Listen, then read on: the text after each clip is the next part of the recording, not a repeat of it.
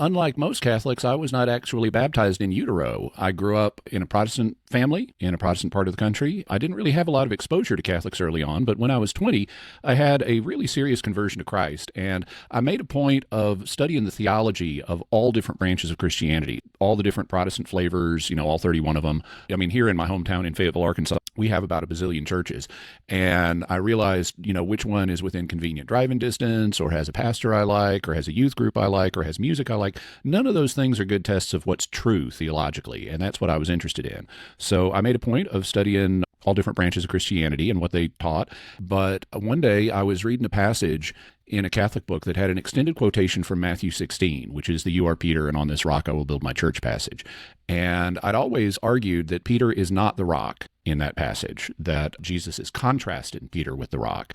But this particular day, I realized that my arguments for that were not as strong as I wanted them to be. I was a little bit on the fence. Is Jesus contrasting Peter with the rock or not?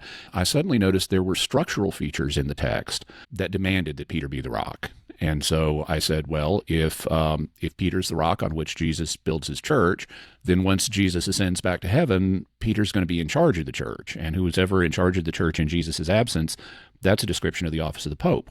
And so I had to conclude, well, Catholics were right about Peter can be described as the first pope. And so I ended up becoming a Catholic.